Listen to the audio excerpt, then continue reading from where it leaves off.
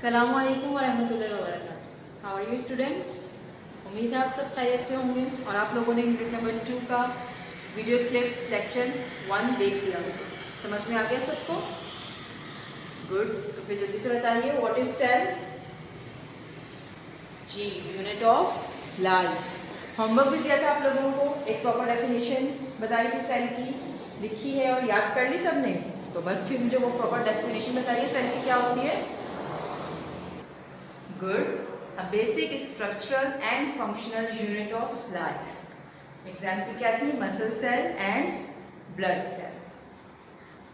अब हम देख लेते हैं कि सेल की बेसिस पे ऑर्गेनिजम्स को हम कितने ग्रुप्स में डिवाइड करते हैं। आइए देखते हैं। ऑर्गेनिजम्स की 2 टाइप्स होती हैं अगर हम सेल के अकॉर्डिंग देखें। First one is called unicellular organism. Uni मतलब क्या होता है? One, cellular having cell. ऐसा ऑर्गेनिज्म जिसके पास एक सेल होता है उसे कहते हैं यूनिसेलुलर ऑर्गेनिज्म। ठीक है। सेकंड टाइप जो हमारे पास है ऑर्गेनिज्म की सेल के अकॉर्डिंग, वो है मल्टी सेलुलर। मल्टी कहते हैं मैनी को, बहुत सारे। सेलुलर हैविंग सेल, यानी ऐसा ऑर्गेनिज्म जिसमें मैनी सेल्स होते हैं उसे क्या कहते हैं? Multi cellular organisms. तो कितने टाइप्स हो गए ऑर्गेनिजम्स की? There are 2 types of organism.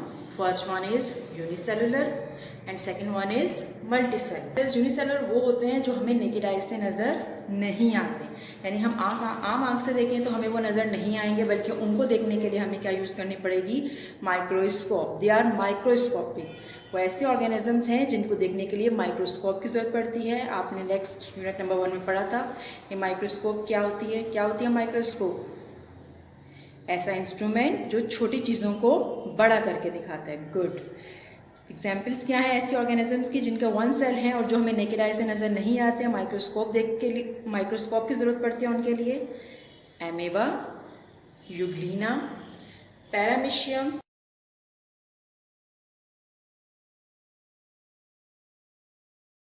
वो ऑर्गेनिजम्स जो हमें नेकेड आई के थ्रू नज़र आ जाते हैं। They can be seen with the naked eye, यानी हमें इसमें माइक्रोस्कोप की ज़रूरत नहीं पड़ेगी, बल्कि हम अपनी आम आंख से ही देख के बता सकते हैं कि कौन सा ऑर्गेनिज्म है। उन्हें कहते हैं मल्टी सेलुलर ऑर्गेनिज्म। एग्जाम्पल है आपकी, जो भी आपको चीज़ नज़र आ रही है लिविंग थिंग अपने नेकेड आई से, वो इसकी एग्जाम्पल हो सकती है, जैसे गोट, बकरी, आंट, चींटी, एलिफेंट, हाथी।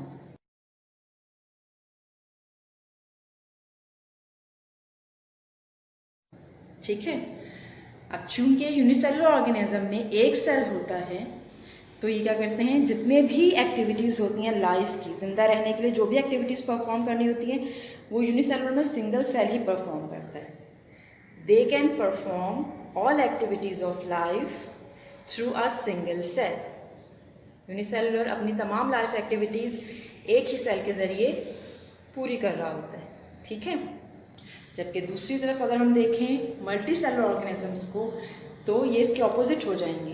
दे can not perform all activities of life through a single cell. ये एक सेल के ज़रिए अपनी एक्टिविटीज़ को परफॉर्म नहीं कर सकते, बल्कि इनको डेवलप सिस्टम चाहिए होता है, जिसमें ऑर्गन्स होते हैं, टिश्यूज़ होते हैं और सिस्टम होता है। अब वो हाईली डेवलप सिस्टम कैसे बनता है, यहाँ स्टडी करते हैं। उस हाईली डेवलप सिस्टम को बनाने के लिए हम जो यूज़ करते हैं टर्म, उसे कहते हैं ऑर्गेनाइजेशन। क्या कहते हैं? ऑर्गेनाइजेशन इन मल्टीसेलुलर ऑर्गेनिज्म, यानी सेल किस तरह ऑर्गेनाइज करते हैं ताकि हमारा मल्टीसेलुलर ऑर्गेनिज्म का एक स्पेसिफिक सिस्टम बन सके। सेल के बारे में तो आप लोग सब जानते ही हैं, a basic unit of life. अब जब सिमिलर सेल्स, एक जैसे सेल, जैसे आपके पास था ब्लड सेल, एक जैसे ब्लड सेल्स एक ग्रुप बना लेंगे और उनका काम क्या होगा? ब्लड की सप्लाई करना, जिसमें वो ऑक्सीजन और फूड सप्लाई कर रहे होंगे पूरी बॉडी को। वो सेल क्या हो जाएंगे? कहलाएंगे टिश्यू।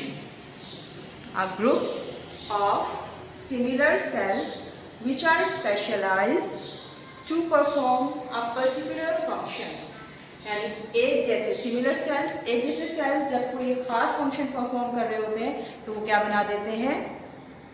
टिश्यू। एग्जाम्पल, जो आपके पास सेल का नेम है वही आपके पास टिश्यू का नेम है। मसल सेल था तो यहाँ पर क्या हो जाएगा? Muscle tissue. अब मसल टिश्यू का काम क्या है? कि आपकी बॉडी को मूव करवाता है। सेकेंड एग्जाम्पल है वेस्कुलर टिश्यू। वेस्कुलर टिश्यू किसमें होता है? प्लांट्स में, और इसका काम क्या होता है कि ये पूरी प्लांट बॉडी को वाटर एंड फूड सप्लाई करना होता है। ठीक है, तो ग्रुप ऑफ सिमिलर सेल्स को क्या कहते हैं? टिश्यू। नेक्स्ट आ जाइए, ऑर्गन। ऑर्गन किस तरह बनते हैं? पहले डेफिनेशन देख लेते हैं। Different types of tissues group together form an organ. Different, अब यहाँ पर वर्ड आ गया डिफरेंट। टिश्यू में क्या था? सिमिलर सेल्स थे, लेकिन जब डिफरेंट टिश्यूज कंबाइन करेंगे और अपना ग्रुप बना लेंगे तो उस ग्रुप को हम क्या कह देंगे? ऑर्गन। और ये एक खास काम कर रहे होंगे। फॉर एग्जाम्पल, आपकी बॉडी में बहुत सारे ऑर्गन्स हैं। हार्ट क्या काम होता है? पंपिंग ऑर्गन है, ब्लड पूरे बॉडी को सप्लाई कर रहा होता है। किडनीज, गुर्दे क्या काम है? आपके ब्लड को प्योरीफाई कर रहे होते हैं, साफ कर रहे होते हैं। लीफ प्लांट का ऑर्गन है, क्या फंक्शन है? पूरी प्लांट बॉडी के लिए फूड बना रहा होता है। ठीक है, now next is organ system. Organ system कैसे बनता है? डेफिनेशन देख लेते हैं पहले इसकी। Many organs when work together to form an organ system. बहुत सारे ऑर्गन्स क्या करते हैं? एक काम कर रहे होते हैं। फॉर एग्जाम्पल, आपके पास है डाइजेस्टिव सिस्टम और रेस्पिरेटरी सिस्टम। अब डाइजेस्टिव सिस्टम की अगर एग्जाम्पल ले लें तो उसमें आपके पास माउथ है, जिसके जरिए आप खाना अपने बॉडी के अंदर डाल रहे होते हैं।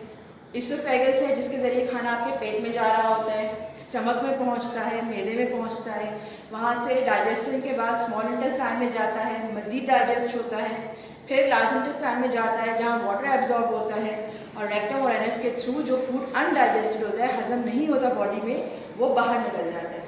तो ये सब mouth, oesophagus, stomach, small intestine, large intestine, rectum, anus, ये पूरा एक ग्रुप है ऑर्गन्स का जो एक ही काम कर रहा है बॉडी के लिए कि वो डाइजेशन का प्रोसेस परफॉर्म कर रहा है।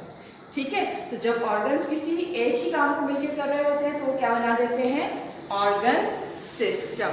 इतना समझ में आया? और जिस चीज में तमाम सिस्टम्स मौजूद हो, कौन कौन से system? All the systems of a living thing to make it alive. वो तमाम सिस्टम्स मौजूद हो जो उस चीज को जिंदा रखें, वो क्या बना देते हैं? ऑर्गेनिज्म। क्या बना देंगे? ऑर्गेनिज्म। ऑर्गेनिज्म किसे कहते हैं? अ सिंगल लिविंग थिंग को। अब चाहे वो लिविंग थिंग हम हो, कोई भी प्लांट हो, या कोई भी एनिमल जैसे आम। ठीक है, तो इतना याद रखिएगा सब लोग कि मल्टी सेलुलर ऑर्गेनिज्म की ऑर्गेनाइजेशन कैसे होती है। सेल बेसिक स्ट्रक्चर है, millions and billions of cell मौजूद है मल्टी सेलुलर ऑर्गेनिजम्स में, लेकिन वो अकेले नहीं काम कर रहे होते, बल्कि क्या करते हैं? एक ऐसे सेल्स जो है वो ग्रुप बना लेते हैं, टिश्यू कहा जाता है जिनको। मुख्तलिफ टिश्यूज ग्रुप बना लेते हैं जिनके ऑर्गन कहा जाता है। मुख्तलिफ ऑर्गन जब एक ही काम, कॉमन टास्क परफॉर्म करते हैं तो वो ऑर्गन सिस्टम बना देते हैं। किसी भी ऑर्गेनिज्म की बॉडी में उसको ज़िंदा रखने के लिए तमाम सिस्टम्स मौजूद होंगे। Respiratory, digestive, circulatory, excretory, nervous, वो सब सिस्टम जब किसी बॉडी में जमा हो जाते हैं तो हम उसे क्या कह देते हैं? ऑर्गेनिज्म। ठीक है, ये बिल्कुल इसी तरह है जैसे आप लोग अल्फ़ाबेट सीखते हैं इंग्लिश में। ABC आपने सीखी, फिर आपने उसके वर्ड्स बनाने शुरू कर दिए। ANT, आंट बना दिया आपने। ठीक है, देन आपने सेंटेंस बना दिया, आंट इज एन इंसेक्ट। फिर आपने उसके बारे में एक पैराग्राफ लिख दिया कि ant is an insect and the live in colony. बनाते हुए उसका ऐसे बना दिया। ऐसे को हम तोड़ेंगे तो पैराग्राफ मिलेगा, पैराग्राफ को अगर हम तोड़ेंगे तो आपको सेंटेंसेस मिलेंगे, सेंटेंसेस को तोड़ेंगे तो आपको फ्रेजेस एंड वर्ड्स मिलेंगे, वर्ड्स को तोड़ेंगे तो क्या मिलेगा आपको? अल्फाबेट। इसी तरह से अगर हम ऑर्गेनिजम्स को देखें तो ऑर्गेनिजम्स में आपको मुख्तलिफ ऑर्गन सिस्टम मिलेंगे। ऑर्गन सिस्टम को मजीद ब्रेक करेंगे तो ऑर्गन्स मिलेंगे, ऑर्गन्स को ब्रेक करेंगे तो टिश्यू, और टिश्यू को ब्रेक करेंगे तो उसी के सेल्स। तो मल्टी सेलुलर ऑर्गेनिज्म में इस तरह ऑर्गेनाइज्ड वे में काम हो रहा होता है। अब आ जाते हैं होमवर्क की तरफ। होमवर्क है आपका right and learn question number 1। Question number 1 a book पर खोलिएगा। पार्ट 1 हम कर चुके थे, आपको पार्ट 2, 3 एंड 4, 2 to 4 लिखा हुआ है, इसका मतलब है 2, 3 एंड 4 ऑफ यूनिट 2 करना है, ठीक है। जर्नल्स आप लोगों ने किया था लास्ट लेक्चर में, कहा अपना होमवर्क सेल की डेफिनेशन। अब वही क्वेश्चन आपके पास यहाँ लिखा हुआ मौजूद है, आपको जस्ट आंसर लिखना है। आंसर लिखने के लिए क्या करेंगे, एक तो मार्जिन में डेट डालेंगे, आज का डेट है 8 जुलाई, हेडिंग डलेगी टिश्यू देन डेफिनेशन, ठीक है। अब पेज के सेंटर में लेफ्ट साइड से भी जगह छोड़ दी, राइट साइड से भी छोड़ दी, पेज के सेंटर में लिखेंगे डेफिनेशन टिश्यू की क्या है, a group of similar cells to perform a same function is called a tissue, ठीक है। फिर नेक्स्ट लाइन में हेडिंग डलेगी एग्जाम्पल की, और इसके एग्जाम्पल्स लिख देंगे मसल टिश्यू, वेस्कुलर टिश्यू, ठीक है। नेक्स्ट पेज डालेंगे, next third heading organ, black से लिखेंगे, उसके नीचे ब्लैक से दूसरी हेडिंग आएगी डेफिनेशन की। इसी तरह लेफ्ट और राइट साइड पे स्पेस छोड़ के पेज के सेंटर में लिखेंगे inverted commas begin, a group of different tissues to perform a special function is called an organ. Next line में हेडिंग आएगी एग्जाम्पल की, और एग्जाम्पल आप कोई भी ऑर्गन लिख सकते हैं। यहाँ लिखा है हमने हार्ट, किडनीज, लीव एक्सेट्रा। फिर एक लाइन छोड़ेंगे, नंबर 4 हेडिंग डालेंगे सिस्टम। फिर डेफिनेशन की हेडिंग आएगी, ब्लैक से आएंगे दोनों हेडिंग्स, ब्लू से अंडरलाइन कर दीजिए इसको, और दरमियान में पेज के सेंटर्स में लिखेंगे इसकी definition inverted commas begin, when many organs work together they form a system, inverted commas close. Next heading आपकी नेक्स्ट लाइन में ले लेगी एग्जाम्पल की, ब्लैक से अंडरलाइन करेंगे ब्लू से, और एग्जाम्पल इसकी क्या है, कोई सा भी सिस्टम लिख सकते हैं आप। यहाँ पर हम लिख रहे हैं digestive system, circulatory system etcetera. देंगे नंबर 4 हेडिंग डालेंगे सिस्टम। फिर डेफिनेशन की हेडिंग आएगी, ब्लैक से आएंगे दोनों हेडिंग्स, ब्लू से अंडरलाइन कर दीजिए इसको, और दरमियान में पेज के सेंटर्स में लिखेंगे इसकी definition inverted commas begin, when many organs work together they form a system, inverted commas close. Next heading आपकी नेक्स्ट लाइन में ले लेगी एग्जाम्पल की, ब्लैक से अंडरलाइन करेंगे ब्लू से, और एग्जाम्पल इसकी क्या है, कोई सा भी सिस्टम लिख सकते हैं आप। यहाँ पर हम लिख रहे हैं digestive system, circulatory system etcetera. तो इस तरह से आपकी कॉपी का व्यू होना चाहिए, ठीक है। अब इंडेक्स देख लेते हैं।